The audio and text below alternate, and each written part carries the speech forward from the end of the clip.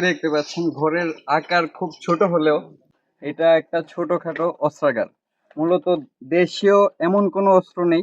যে সিকান্দার মাতবর, যিনি ওরফে শেকো নামে পরিচিত এই এলাকায়, তার ঘর তল্লাশি করে আমরা মোটামুটি দেশীয় সকল ধরনের অস্ত্র পেয়েছি।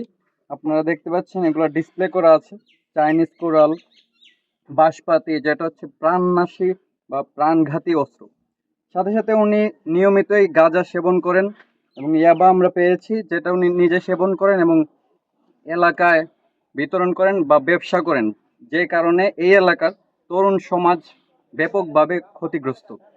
আমরা পুরো জাজিরা সহ সারা বাংলাদেশেই বাংলাদেশ সেনাবাহিনী আসন্ন ত্রয়োদশ জাতীয় সংসদ নির্বাচন এবং গণভোট উপলক্ষে যেন শান্তিপূর্ণভাবে একটি ভোট কার্যক্রম আমরা পরিচালনা করতে পারি, এজন্য আমরা এবং আমাদের যে সাধারণ জনগণ তারা যেন নিরাপদে ভোট কেন্দ্রে গিয়ে এবং ফেরত আসতে পারে, এজন্য আমরা সাঁড়াশি অভিযান চালাচ্ছি।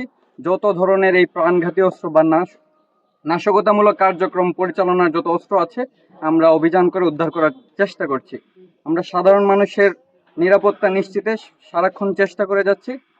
আপনারা যারা সাংবাদিক ভাইয়েরা আছেন এবং সাধারণ মানুষ, সচেতন নাগরিক, আমাদেরকে প্রয়োজনীয় সঠিক তথ্য দিয়ে সহযোগিতা করবেন যেন ভবিষ্যতে আমরা এই ধারা অব্যাহত রাখতে পারি। ধন্যবাদ।